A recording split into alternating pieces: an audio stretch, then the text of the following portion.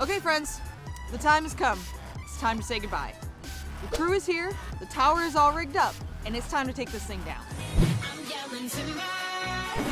First things first, removing the antenna. All 86 feet, 9,800 pounds of it, in one piece, without hurting anyone.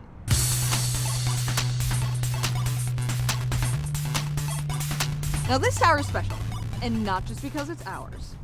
This tower has a smaller tower on top of the main tower.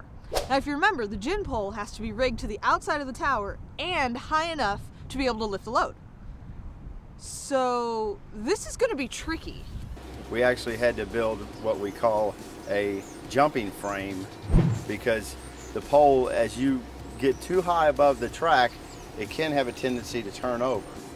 So we jumped the gin pole up, we built a steel frame around the pole tied to the tower, and that way we were able to jump the pole up to the desired height.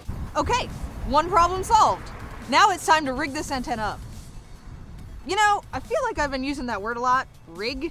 Let me explain a little bit about what that means. Rigging is the equipment that the crew uses to safely lift and lower heavy objects. The first thing they need to know is the total weight of what it is they're gonna lift. In this case, 9,800 pounds. That's like...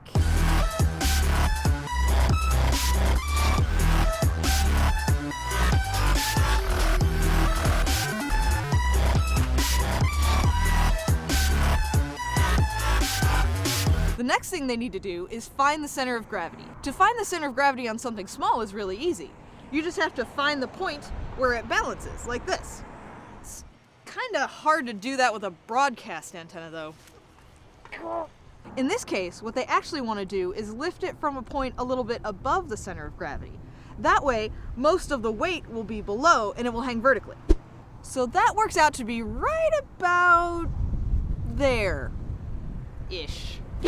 So what's next? We opted to just cut it off at the base of it. Well, now that's just cool. Holy what? Did you see that? That was insane. Once the antenna is detached, it's just a matter of lowering it to the ground. That's when the winch and the gin pole take over to do the lowering job. That is also the part where things get a little more hands-on. Would you look at this guy? This guy is 1,500 feet off the ground doing this. Okay, good news is the antenna is down, nobody got hurt, and it was awesome. Stay tuned. Next we're gonna find out how they get the rest of this beast down, and it's gonna be awesomer.